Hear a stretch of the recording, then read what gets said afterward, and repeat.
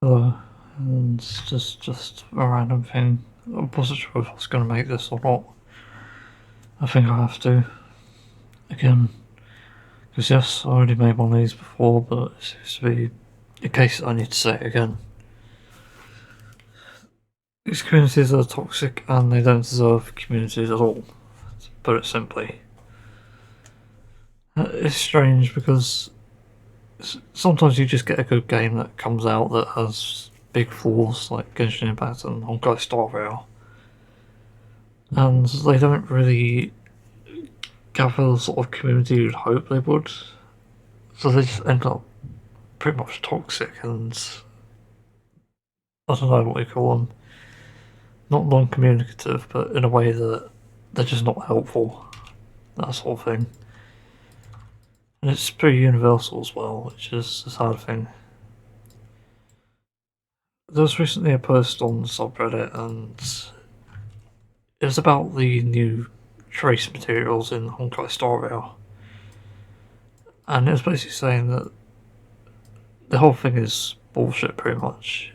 It shouldn't be a thing, and if players who have already prepared for a new character from the next patch, the big patch 2.0, it shouldn't be a thing. So it just makes no sense from that perspective. It just shouldn't be a thing.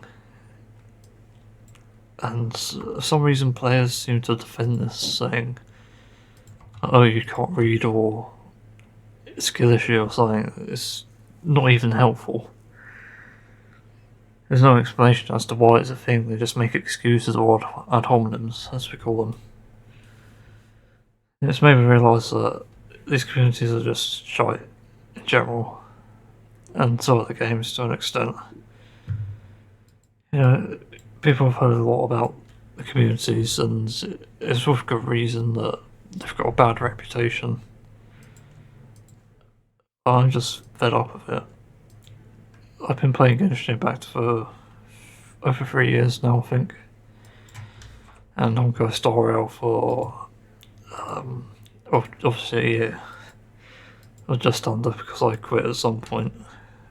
But it bothers me that we're even in a situation where players are toxic, and it's not even just about the anniversary rules and Genshin Impact, or Honkai Star Rail for that matter, although we did get Dr. Ratio for free, which is, yeah, obviously we appreciate that, and never take that for granted. But really this shows that no matter what, communities are going to be just toxic as hell, and it's a big problem that needs solving. In my experience of, I don't know, like 16 plus years of gaming, probably 18 actually. Yeah, I'm coming on 27 years old, yeah, so probably 18 or 19 years of gaming, with online gaming being the past 14 years. It shows that there's a long way to go, but also we can't be having this sort of thing in games, and it shows a wider problem. It spreads across other games as well, and I think the problem is probably to do more with the audience than it is the competitive nature of games, even though competitive games are inherently toxic, because everyone's trying to reach a goal and they can't reach that goal, so they blame everyone else but themselves.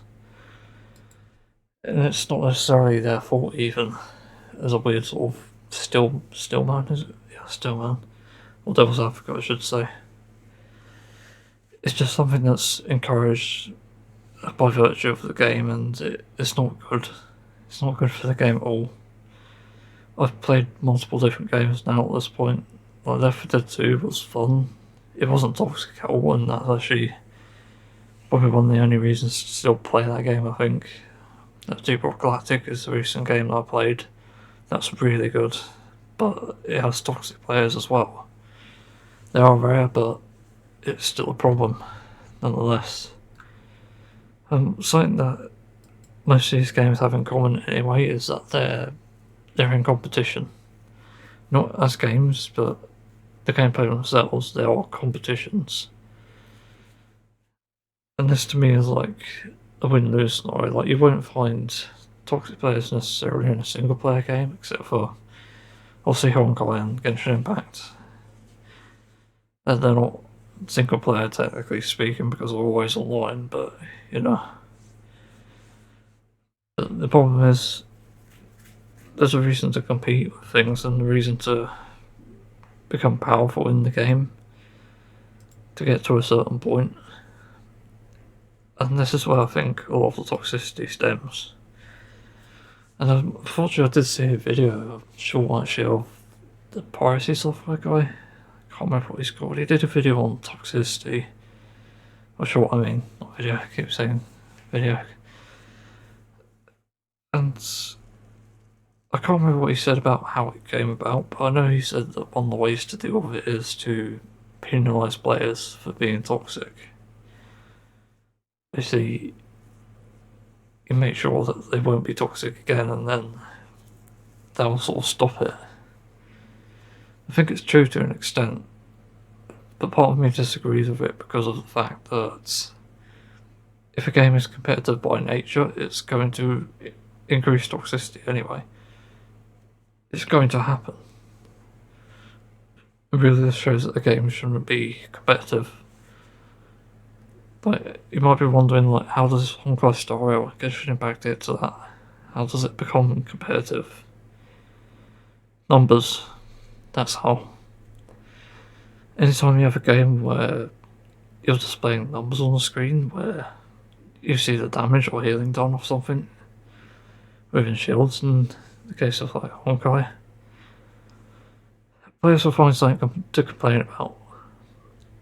They'll say like, oh, you're not doing enough damage, or you're not doing enough healing. They'll say things like that. And that comes from a place of like prestige or projection or even jealousy. And of course that's problematic. It fucking sucks, and I actually detest the communities for this reason. The fact that you can go onto a subreddit, ask, okay, how do I get better at the game? And the only response you get is get good. That's not fucking helpful. It's just garbage. And this is a thing that sort of worries me about the entire of internet culture and why I think it might get banned at some point in the future. It's because people misuse their authority. It's the boy who cried wolf, pretty much. Because in this case, you're just spouting bullshit. And then people are not going to take you seriously when you actually need it. And this is how you get treated, really. This is why you get treated with toxicity, no matter what you do. And this is why there's like death threats as well towards voice actors. Just everything bad can be tied back to how people misuse the internet, to put it simply. Oh, voice cracks. I'm not really sure what else to say on this. It's just disappointing, lately. And the reason I called out Honkai Star Rail and Genshin Impact in particular is because they have a lot of potential, especially given the budget. But the fact that players can't necessarily gain all rewards and the game is competitive is proof that it needs to do better. Like, if you look at Deep Rock Galactic, for example, it doesn't ask you to do the hardest content in the game.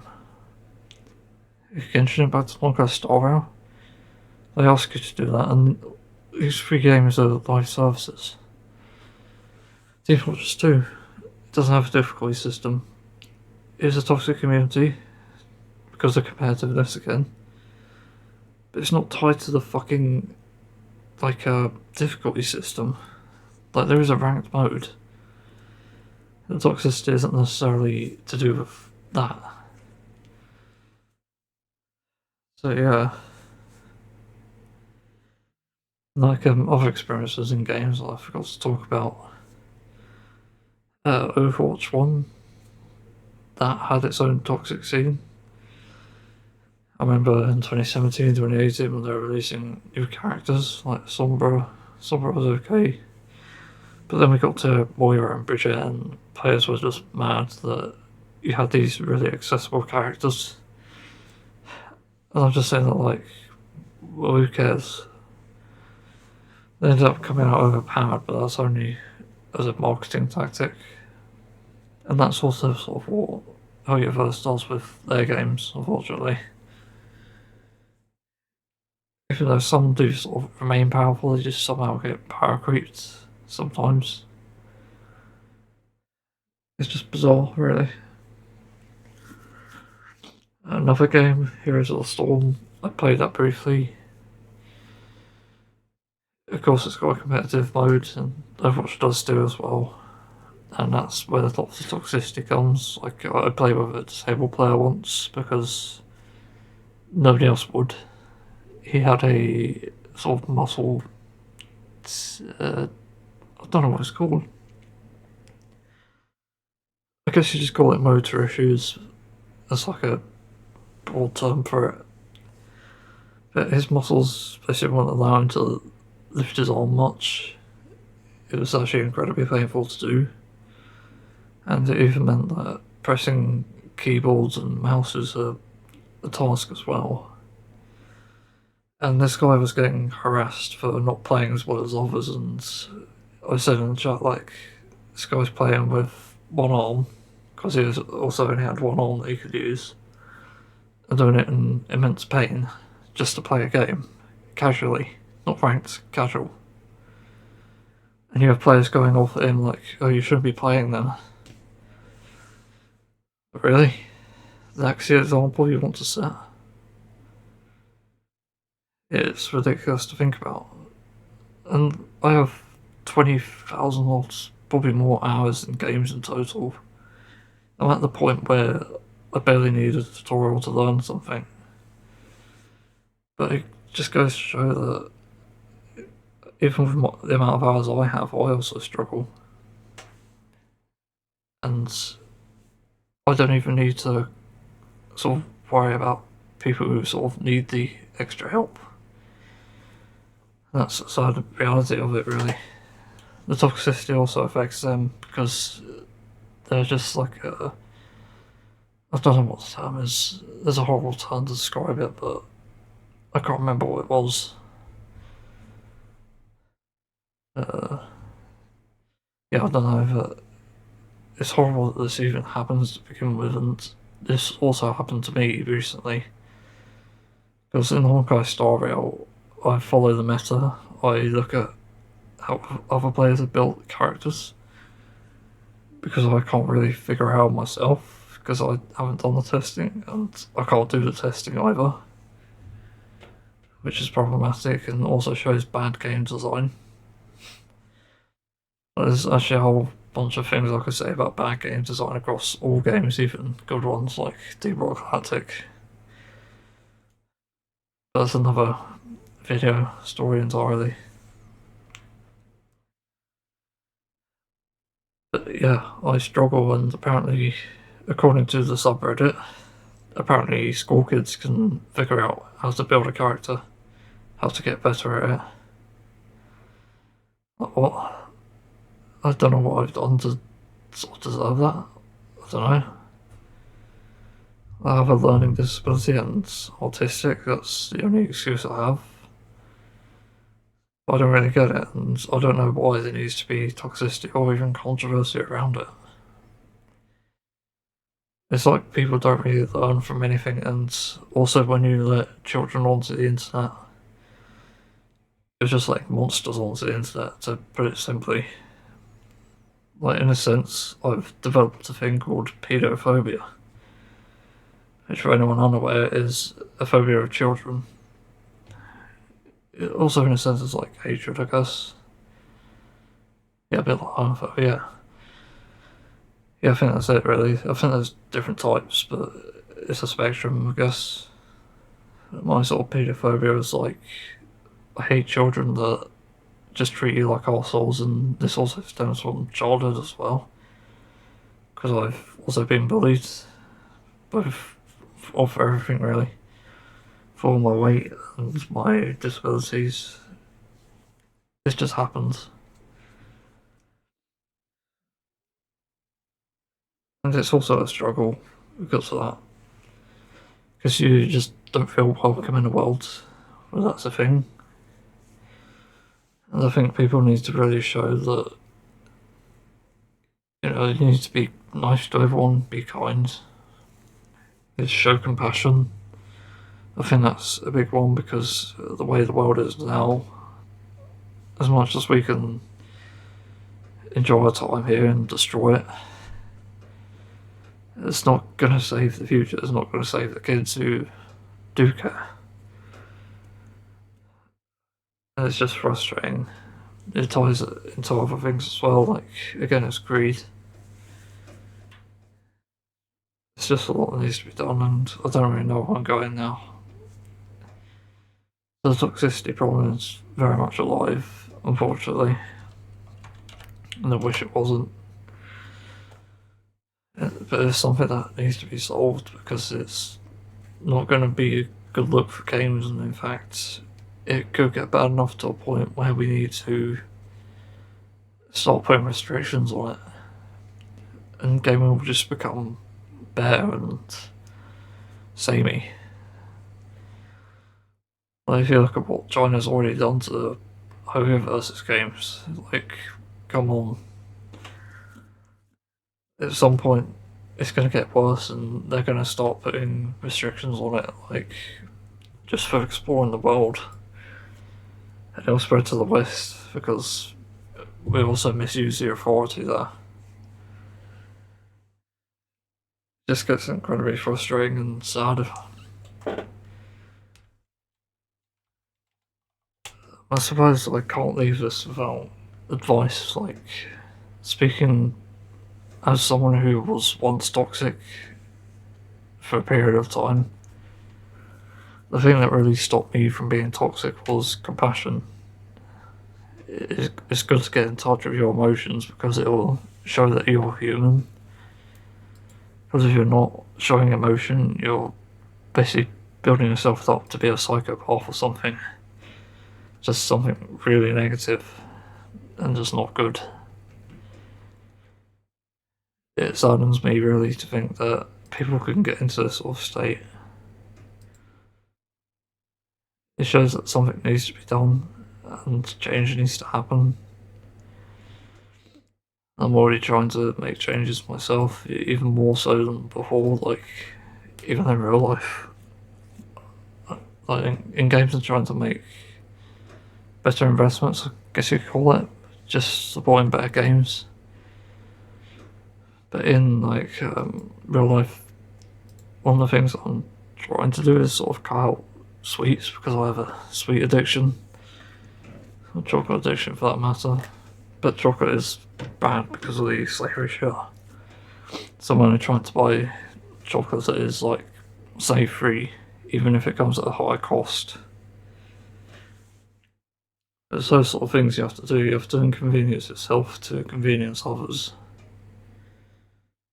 and to actually be viewed, like, quote unquote good in the eyes of others, just for lack of a better term. It's just a frustrating journey, and yeah. So again, my advice to toxic players is to look at it through a different situation, look at it through someone else's eyes, wearing their shoes or whatever. You have to understand that it's not nice being on the receiving end, and if it were to happen to you, which it likely will and does, possibly, you're probably not thinking about it much, but it will catch up on you. I'd say this as someone who I initially thought I suffered with PTSD, but for some reason, psychiatrist doesn't think so. I had a PTSD attack when I first moved into my place, and I was also getting them when I received harassment online. And it's a pretty serious thing in a sense because it's almost like a panic attack, but far worse. Because you just become immobilized by emotion alone, and that's far worse than physically. I'll tell you that. I'd rather the physical pain than emotional. again, emotion is what shows strength, and that's something that needs to be sort of done about these sort of things, like online in general. I think if you aren't encouraging compassion, you're encouraging hate, and that's where this toxicity comes from, isn't it? That's actually what toxicity is. It's an acid pool of hatred, everything negative you can think of. And that's why a game like Deep Rock Galactic is just, I don't know what you call it, the opposite of an acid pool. Love potion? Love potion cauldron? I don't know. But it's just a labour of love, and that shows through the gameplay. It shows through the community as well. And it's a breath of fresh air, honestly. It's also good to get away from a game like Overwatch and Overwatch 2 for this matter, and have a game that's actually good, that's fun to play, and worth 800 hours I put into it in 1 year.